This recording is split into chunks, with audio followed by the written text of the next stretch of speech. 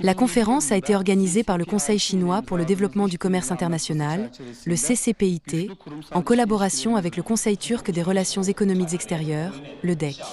Dans son discours d'ouverture, le président du CCPIT, Eun Rongbin, a souligné la nécessité urgente d'une coopération plus étroite dans un contexte de profonds changements économiques mondiaux. Il a déclaré que les milieux d'affaires avaient la responsabilité de soutenir un système commercial mondial ouvert, inclusif, équitable, tout en luttant contre l'unilatéralisme et le protectionnisme.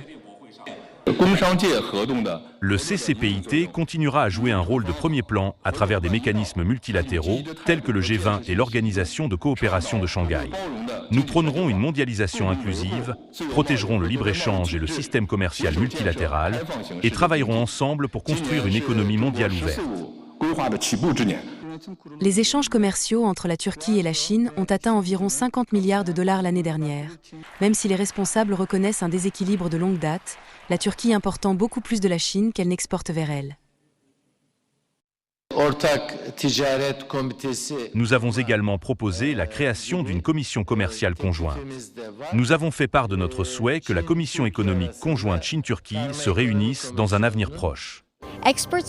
Les experts présents ici affirment que le plus grand potentiel de croissance ne réside pas uniquement dans les marchandises, mais aussi dans les investissements dans des projets, les partenariats technologiques et l'innovation, des domaines qui, selon eux, pourraient permettre une coopération plus équilibrée et mutuellement avantageuse. Une entreprise chinoise présente au forum, Alnan, de Hang Group, a mis en avant les opportunités commerciales potentielles offertes par les politiques de franchise douanière du port de libre-échange chinois de Halnan. À l'heure actuelle, la Turquie ne dispose pas encore de pavillon national en Chine et nous espérons saisir cette occasion pour permettre aux produits turcs, grâce à un pavillon national, d'être présents en permanence, tout au long de l'année, à Rennes 1, plus précisément à Sanya, et d'approfondir encore les échanges commerciaux et culturels entre les deux parties par le biais de bureaux de représentation commerciale. Les leaders et experts du secteur ont également discuté des opportunités dans des domaines allant de l'intelligence artificielle au tourisme et à l'aviation.